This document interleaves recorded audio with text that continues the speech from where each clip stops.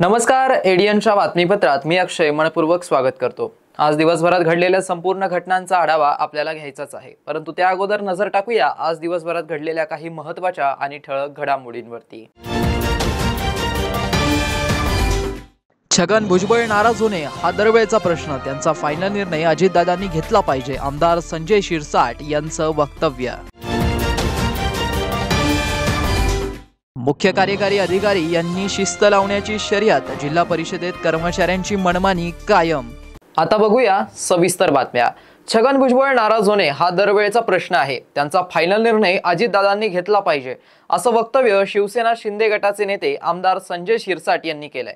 तसेच अधिवेशनापूर्वी मंत्रिमंडळाचा विस्तार होईल असं मला वाटत असल्याचंही ते म्हणाले आहेत। मंत्रिमंडळाचा विस्तार हा वेगळाच भाग आहे, परंतु भुजबळांची नाराजी हा रोजचाच भाग आहे, म्हणून आता याच्यातून त्याच्यात जमीन आसमानचा फरक आहे। भुजबळ आता कोणत्या कोणत्या गोष्टीवर नाराज असतात हे दरवेळचा प्रश्न आहे, परंतु याचा निर्णय आता एक वेळेला फायनल निर्णय ज्याला म्हणतात तो अजितदादांनी घेतला पाहिजे। ह्या नाराजीच्या बातम्या ह्या महायुतीसाठी त्रासदायक आहे, डोकेदुखी आहे, एवढं मात्र निश्चित। विस्तारासंदर्भामध्ये अनेकांचे अनेक स्टेटमेंट झालेले आहेत, त्यावर दरदर वेळेला बोलणं हे गैर आहे। मला वाटतं अधिवेशनाच्या पूर्वी जर एकनाथ शिंदे साहेबांनी, देवेंद्र फडणवीस साहेबांनी आणि अजितदादांनी जर निर्णय घेतला तर आणि तरच विस्तार होईल, नसता हा विस्तार होणार नाही असं दिसतं। म्हणून आता ह्या विस्तारावर अनेक भाष्य करणं हे मला वाटतं चांगले नाही। जे काही आमदार नाराज आहेत ते त्यांच्या त्यांच्या पक्षाच्या नेत्याला भेटतील आणि ते त्यांची भूमिका मांडतील। पालकमंत्री कोण असेल आणि कोण्या पक्षाचा असेल मग संभाजी? या ठिकाणी शिवसेनेचा पालकमंत्री असेल हे निश्चित आहे, यामध्ये कोणताही फेरबदल होणार नाही आणि त्याच्या अधिवेशनाच्या पूर्वी कदाचित त्या नावाची घोषणा सुद्धा केली जाईल। या जिल्ह्यात तुमचे अब्दुल सत्तारच हे पालकमंत्री होते, एकमेव आता राहिलेच। हे थोडं क्लिअर करा ना व्यवस्थित, विस्तार मंडळाच्या आधी होणार आहे का नाही होणार थोडं क्लिअर करा। माझा जो अंदाज आहे तो मंत्रिमंडळाचा विस्तार हा विधानसभेच्या अधिवेशनाच्या पूर्वी झाला पाहिजे। अनेक दिवसापासून हा विस्तार रखडलेला आहे, आज होतो उद्या होतो, लवकर करू, आता जलद गतीने होणार आहे, अशा सर्व गोष्टी झालेल्या आहेत आणि मला वाटतं सरकार यावर गांभीर्याने पाहत आहे पण, आणि म्हणून विधानसभेच्या अधिवेशनाच्या पूर्वी हा विस्तार होईल असं एकंदरीत चित्र आहे। दानवेंचा आणि सत्तारांचा वाद, दानवेंचा आणि सत्तारांचं मैत्री या सगळ्या जिल्ह्यांनी अनुभवलेली आहे, म्हणून त्यांच्याकडे सिरियसली पाहावा की एक टाइमपास म्हणून पाहावा हा सुद्धा एक प्रश्न आहे।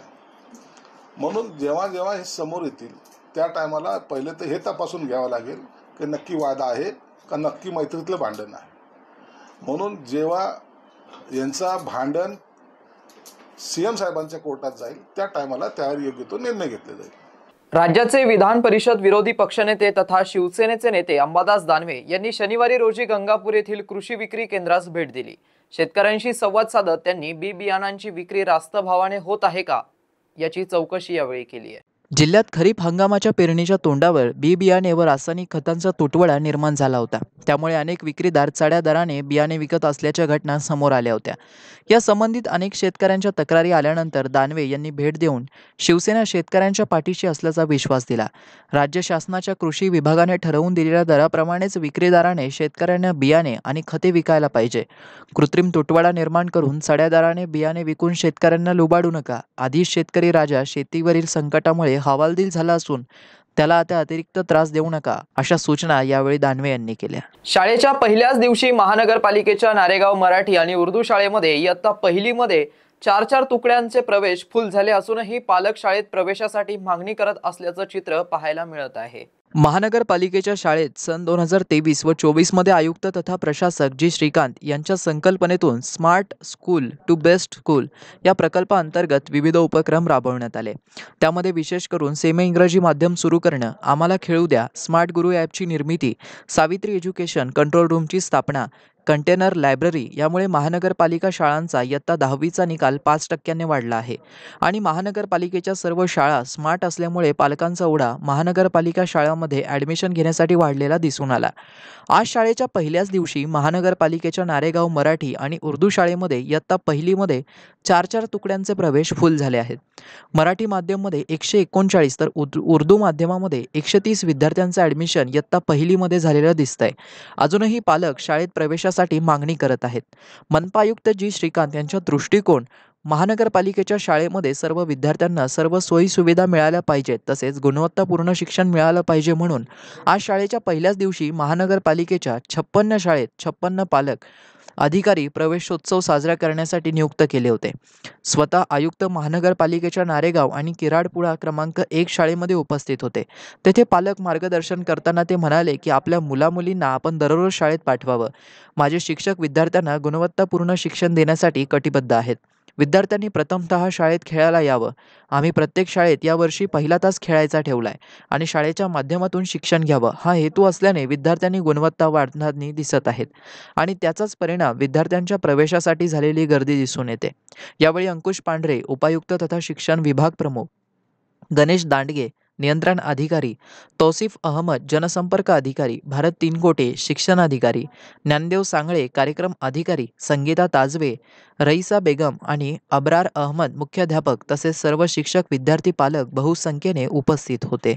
पंढरपूर येथे भर दुपारी 2:30 वाजेच्या दरम्यान आयशरच्या केबिनने अचानक पेट घेतलाय. सदर माहिती मिळताच अग्निशमन दलाच्या जवानांनी ही आग तात्काळ विझवली आहे. सुदैवाने यात जीवितहानी झाली नाहीये. पंढरपूर येथून आयशर गाडीच्या दुरुस्तीचे काम करून चालक शिवाजी नरवडे हा रांजणगाव शेनपुंजी येथे जात असताना बजाज नगरातील SDFC चौकामध्ये दुपारी 2:30 वाजेच्या दरम्यान आयशरच्या इंजिनने अचानक पेट घेतला.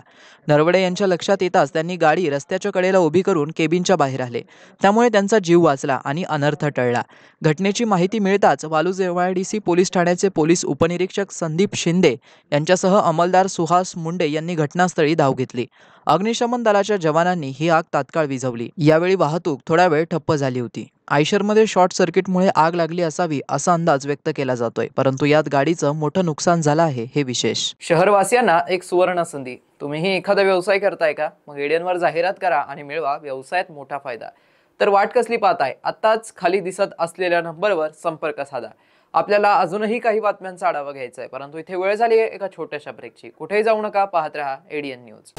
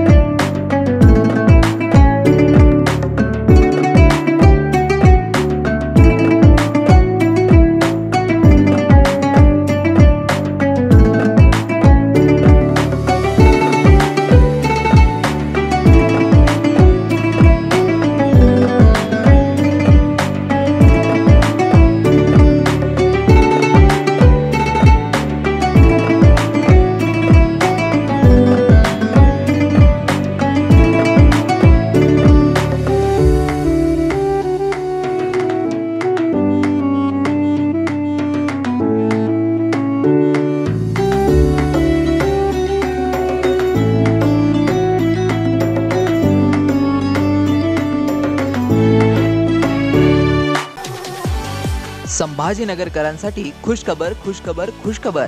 आता केशर, हापूस, लंगडा, गुलाब खस, इमरती, सफेद मालोदा, काला मालोदा, शक्करगोटी, अल्फान, खुदूस, मलगोबा, चीनी मलगोबा, राजापुरी, सिंधू, मुर्शेदाबादी, बदाम, खोबरा, तमचा, बत्ताशा, पायरी, हुर, दूध पेडा, दिलपसंद, निरंजन, तोतापरी, गावरान केशर, माया, केंट, टॉमी, लिली, ऑमलेट, अगरबत्ती, गावरान, दशहरी, मंडळी, ही सगळी आंब्यांची नावं आहेत आणि हे सगळे आंबे आपल्याला खायला मिळणार आहेत, तेही आपल्या शहरात म्हणजेच छत्रपती संभाजीनगरमध्ये. कृषी विद्यापीठ फळ संशोधन केंद्र, हिमायतबाग, छत्रपती संभाजीनगर येथे हे विविध प्रजातीचे आंबे आपल्याला खायला मिळणार आहे. तर वाट कसली पाहताय? आताच भेट द्या आणि या निरनिराळ्या आंब्यांची नैसर्गिक पद्धतीने, ऑर्गॅनिक पद्धतीने पिकवलेल्या आंब्याचा मनमुराद आनंद लुटा. तर आजच संपर्क करा. सचिन कुंढारे 9975 51 11 42, दिलीप जाधव 94 21 66 70 02, गणेश उंद्रे 88 30 67 46 58. आता नैसर्गिक पद्धतीने पिकवलेला आंबा थेट हिमायतबाद ते ग्राहक.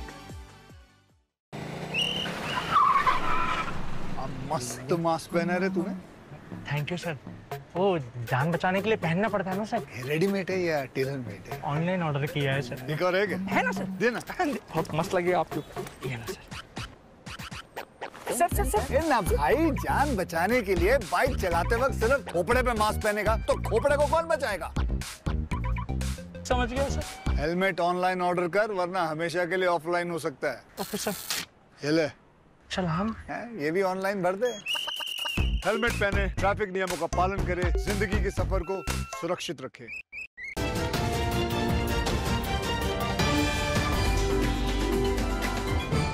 ब्रेकनंतर पुन्हा एकदा स्वागत. आपण बघत आहात एडियन बातमीपत्र. जिल्हा परिषद तसेच पंचायत समिती स्तरावर काम करणाऱ्या कर्मचाऱ्यांनी वेळेवर यावं व नियोजित वेळेत कार्यालयात सोडावं, यासाठी कर्मचाऱ्यांना ग्रामीण ॲपवर हजेरी लावणं बंधनकारक केलं आहे. मात्र जिल्हा परिषदेतील कर्मचाऱ्यांमध्ये रुजलेले मनमानी अद्यापही कायम असल्याचं दिसून येत आहे. कर्मचाऱ्यांची मनमानी सवय मोडीत काढण्यासाठी प्रशासनाने आता कंबर कसली असून ग्रामीण ॲपवर हजेरीनुसारच पगार काढण्याचे आदेश देण्यात आले आहेत. लोकसभा निवडणुकीच्या आचारसंहितेमुळे सरकारी कार्यालयात सर्वसामान्य नागरिकांचा ओढा कमी झाला होता. आता आचारसंहिता संपली आहे, तर येत्या 3-4 महिन्यात पुन्हा विधानसभा निवडणुकीची आचारसंहिता लागण्याची चिन्हे आहेत.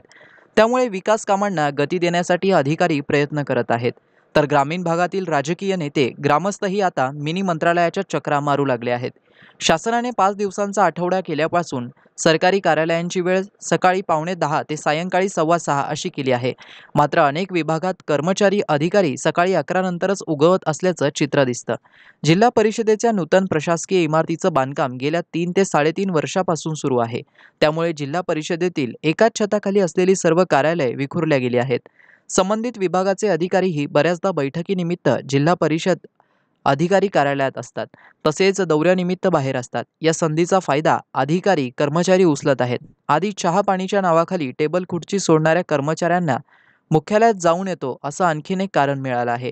या पार्श्वभूमीवर ग्रामीण ॲपवरील हजेरीचा आढावा जिल्हा सीईओ विकास मीना यांनी घेतलाय. ग्रामीण ॲप सुरू करून 3 महिने उलटले तरी पंचायत समिती स्तरावर तसेच जिल्हा परिषद मुख्यालयातील कर्मचारी ग्रामीण ॲपवर हजेरी नोंदवत नसल्याचं आढळतं आहे. 13 जून रोजी मीना यांनी सर्व विभाग प्रमुखांची बैठक घेत याबाबत नाराजी व्यक्त केली. यापुढे ग्रामीण ॲपवरील हजेरी पत्रकानुसारच पगार काढण्याचा आदेश दिलाय. ग्रामीण ॲपवर नियमित हजेरी नोंदवले जाईल. जिल्हा परिषदेच्या सर्व कर्मचारी, अधिकाऱ्यांनी नियमित ग्रामीण ॲपवर आपली हजेरी नोंदवून उपस्थिती नोंदवावी, अन्यथा पगार कपात करण्यात येईल, अशा सक्त सूचना विभाग प्रमुखांच्या बैठकीत देण्यात आल्या आहेत. मनपा आरोग्य विभाग अंतर्गत येणाऱ्या मलेरिया विभागामार्फत सातारा, देवळाई व झोन क्रमांक 10 येथील भागामध्ये धूर फवारणी, जंतुनाशक औषध फवारणी, अबेटिंग, डेंग्यू मलेरिया प्रतिबंधात्मक उपाययोजना राबवण्यात आली आहे. वैद्यकीय आरोग्य अधिकारी डॉक्टर पारस मंडलेचा यांच्या नेतृत्वाखाली सहाय्यक आरोग्य अधिकारी डॉक्टर अर्चना राणे यांच्या आदेशानुसार मेडिकल ऑफिसर दत्ता धोंडवे, साथरोग तज्ज्ञ अधिकारी डॉक्टर सुमैया सय्यद, वैद्यकीय अधिकारी डॉक्टर शेख शोहेब, डॉक्टर डिंपल परदेसी, डॉक्टर पल्लवी हिवराळे, डॉक्टर बनसोडे यांच्या सूचनेनुसार पर्यवेक्षक शेख अनवर यांनी दिनांक 10, 11, 12, 13, 14 व 15 रोजी देवळाई तांडा, भीमशक्तीनगर, अण्णाभाऊ साठे नगर, शंकरनगर, सातारा गाव, मयूरवन कॉलनी, नेष्टवन, राजनगर, म्हाडा कॉलनी, शमशरनगर, शहानूरवाडी, सादत नगर, राहुल नगर, सिल्क मिल कॉलनी, धनगरवाडा येथे धूर फवारणी, जंतुनाशक औषधी फवारणी, अबेटिंग, गप्पी मासे, हस्तपत्रिका वाटप, स्टिकर लावणं, ऑइल टाकणे, सर्वेक्षण, दूषित कंटेनरची पाहणी करून डास आळी नष्ट करणे, डेंग्यू मलेरिया प्रतिबंधात्मक उपाययोजना राबवण्यात आली. यावेळी पर्यवेक्षक शेख अनवर शेख दादाभाई, MPW किरण धानवटे, सुरेश शिंदे, आशा सुपरवायझर वंदना लोदवाल, सिस्टर बिरारे, दीक्षा मकासरे, प्राजक्ता लांजेवार, कविता चव्हाण, रिठा म्हस्के, पुष्पा खराटे, ऑपरेटर सय्यद फईम, फवारणी कर्मचारी रामनाथ रोकडे, शेख तय्यब, मनोज जगधने, भारत वाघ, सुशील पगारे, विशाल पंडित, शेख अशफाक, आशा वर्कर सविता गवई, हिना खान, शुभांगी इंगळे, सुजाता वाहुळे, वंदना गायकवाड, शेख वसीमा, पूजा खराट, शुभांगी वाहुळे, प्रियंका बनसोडे, मनीषा साळवे, आरती वाघ, सुनीता पवार, भारती धायगुडे, सविता साळवे, शेख अफरीन, रत्ना सोळणार व नागरिक उपस्थित होते. खुलताबाद गंगापूर विधानसभा मतदारसंघात खुलताबादचे भूमिपुत्र व हरियाली फाउंडेशनचे अध्यक्ष सतीश शुक्ला यांनी विधानसभा निवडणूक लढवण्याची तयारी केली असल्याचं त्यांनी पत्रकार परिषद घेऊन जाहीर केलं आहे. लोकशाही आहे. लोकशाहीमध्ये प्रत्येकाला राजकारणामध्ये आपलं नशीब आजवण्याचा अधिकार आहे आणि माझं चांगलं झालं म्हणून मी इतक्यात थांबणं योग्य नाही आहे. जर मी लोकप्रतिनिधी म्हणून जर निवडून आलो तर मी विद्यार्थ्यांसाठी चांगलं काम करू शकतो, शेतकरी बांधवांच्या प्रगतीसाठी चांगलं काम करू शकतो, शेतकऱ्यांच्या प्रश्नासाठी चांगलं काम करू शकतो, शिक्षण क्षेत्रामध्ये चांगलं काम करू शकतो, आरोग्य क्षेत्रामध्ये चांगलं काम करू शकतो. सर्वसामान्यांचे प्रश्न जे ऐरणीचे आहेत किंवा गांभीर्याचे आहेत त्या प्रश्नाला निस्वार्थपणे आवाज उठू शकतो. म्हणून आमदारकी लढवायचा मनामध्ये विचार आहे. जर पक्षाने तिकीट दिलं तर आदराने पदरात घेईल, मनापासून पक्षाचा आभार मानेल. पण पक्षाने मला त्या लेवलचं जर नाही समजलं किंवा माझ्यापेक्षा पक्षामध्ये पात्र उमेदवार असतील, इच्छुक उमेदवार जास्त असतील तर त्यांची सुद्धा नाराजी होऊ नये म्हणून माझी अपक्ष आणि स्वबळावरती तयारी. पण पक्षाने दिलं तर आदराने एकदम प्रेमाने जिद्दीने काम करेल त्या गोष्टीचं. पक्षाने जरी तिकीट नाकारलं तर दुखी नाही होणार. पण लोकशाही आहे, स्वबळावरती अपक्ष म्हणून तर कधी तयारी म्हणजे अपक्ष 100% मी लढणार. पण पक्ष विचार करेल असं मला वाटतं. परंतु पक्षामध्ये इच्छुक लोक भरपूर आहेत आणि कोणाची इच्छा मोडणं योग्य नाही आहे. लोकशाही आहे, प्रत्येकाला आपल्याला लोकप्रतिनिधी म्हणून व्हायची इच्छा असते. मी पण एक मनुष्य आहे, समाजामध्ये राहिलो आहे. आज 9-10 हजार शेतकऱ्यांचं प्रतिनिधित्व करतो, कितीतरी गोरगरिबांचं मदत करतो, कितीतरी विद्यार्थ्यांच्या शिक्षणासाठी मदत करतो, चांगल्या कामासाठी नेहमी अग्रेसर असतो. मला नाही वाटत, तुम्हाला सगळ्या लोकांना माहिती आहे का, तुम्ही तालुक्यामध्ये किंवा संपूर्ण संभाजीनगर जिल्हा, अर्धा नाशिक जिल्हा, अर्धा जालना जिल्हा, तुम्ही कुठेही जरी गेलं आणि कुठेही जरी माझ्या बाबतीमध्ये तुम्ही जर चौकशी केली तर तुम्हाला एकही शेतकरी असा मिळणार नाही किंवा एकही विद्यार्थी असा मिळणार नाही का तो हे म्हणेल की बाबा शुक्ला सरने माझं वाईट केलं आहे. जर मी राजकारणात नसताना समाजसेवा इतक्या चांगल्या पद्धतीने करू शकतो तर राजकीय पाठबळ जर माझ्या जर नशिबी आलं, राजकीय पाठबळ जर माझ्या नशिबी आलं तर परमेश्वराच्या साक्षीने सांगतो की आणखीन जिद्दीने आणि जोमाने आपल्या समाजामध्ये सर्व घटकांचं, सर्व विद्यार्थ्यांचं, सर्व जाती धर्माच्या लोकांचं मनोभावे सेवा कर. पूर्ण संभाजीनगरमध्ये काम केलं. एक माणूस बी मला आणून दाखवा का त्या माणसाने फक्त एवढं म्हणलं पाहिजे का यांनी मला फसवलं, यांनी मला त्रास दिला, यांनी माझं नुकसान केलं. एक माणूस आणून दाखवा. मग मला सांगा तुम्हाला दुसरे प्रतिनिधी चालतात, मग माझ्यासारखं सर्वसामान्य माणसानं का नाही करायला पाहिजे? का नाही? माझे जर हे विचार असेल, रामलाल भाऊ लुटायचे विचार आहे माझे? अरे जेव्हा काही नव्हतं तेव्हा लुटलं नाही, आता तर पाची कुठं तुपात आहे. जागतिक रक्तदाता दिनानिमित्त सुमित पंडित यांच्या वाढदिवसानिमित्त 21 दात्यांनी रक्तदान करून शासकीय रुग्णालय व रुग्ण व गरजवंतांना अन्नदानाचं वाटप करण्यात आलं आहे. जागतिक रक्तदाता दिनाचे औचित्य साधून समाजसेवक सुमित पंडित यांच्या वाढदिवसाच्या निमित्ताने शासकीय रक्तपेढी घाटी येथे रक्तदान शिबिर घेण्यात आलं. शासकीय रुग्णालयातील रुग्णांच्या नातेवाईकांना भरतभाऊ कल्याणकर यांच्यातर्फे अन्नदानाचं वाटप करण्यात आलं. कार्यक्रमाचे उद्घाटक म्हणून अधिष्ठाता doctor Shivaji Sukre, doctor Suresh Harbade, doctor Bharat Sonawane, doctor Vaishali Nagoshe, doctor Sunita Shere, Rajendra Holkar, वरिष्ठ पोलीस निरीक्षक छावणी, डॉक्टर सुमिता बनकर आदींची प्रमुख उपस्थिती होती। या रक्तदान शिबिरात वरिष्ठ पोलीस निरीक्षक छावणी राजेंद्र होळकर यांच्यासह 21 दात्यांनी रक्तदान केलं। समाजसेवक Sumit Pandit, junior Charlie Chaplin फाउंडेशनचे सोमनाथ स्वभावाने, भरत कल्याणकर, राम पंडित, समाजसेविका पूजा पंडित, लक्ष्मी पंडित आदींनी कार्यक्रम आयोजित केला होता। ही खूप मोठी प्रेरणा देणारी गोष्ट आहे की एक व्यक्ती दरवर्षी आपल्या वाढदिवसानिमित्त किंवा ज्या वेळेस गरज असेल आणि रक्तदानाचे जे नियम आहेत त्याचं पालन करून ते रक्तदान करत आहेत, त्यासाठी मी त्यांचं या प्रसंगी विशेष करून अभिनंदन करतो। आज खरं तर 14 जून जागतिक रक्तदाता दिवस आहे आणि या रक्तदाता दिवसानिमित्त ज्या लोकांनी आपलं सर्वात महत्त्वाचं म्हणजे रक्तदान केलेलं आहे आणि हे रक्तदान करत असताना त्यांनी त्यामागची जी त्यांची समाज ऋणाची परतफेड ही जी भावना आहे त्या भावनेमधून त्यांनी हे रक्तदान केलेलं आहे। त्यांचं तर खरंच फार मोठं या समाजासाठी योगदान आहे। जे काही निराधार म्हणजे गोरगरीब लोक असतात त्यांच्यासाठी ते अहोरात्र काम करत असतात आणि त्यांच्यासाठी त्यांचं मी अभिनंदन आणि मी आभार व्यक्त करतो। आज जागतिक रक्तदान दिनानिमित्ताने मानसकी रुग्ण सेवा समूह व सुलक्ष्मी बहुउद्देशीय सेवाभावी संस्थेच्या वतीने दरवर्षीप्रमाणे शासकीय रक्तपेढी येथे भव्य रक्तदान शिबिराचे आयोजन करण्यात आले होते। यात खूप चांगला प्रतिसाद मिळाला। शेवटी पुन्हा एकदा नजर टाकूया आज दिवसभरात घडलेल्या काही महत्त्वाच्या ठळक घडामोडींवरती।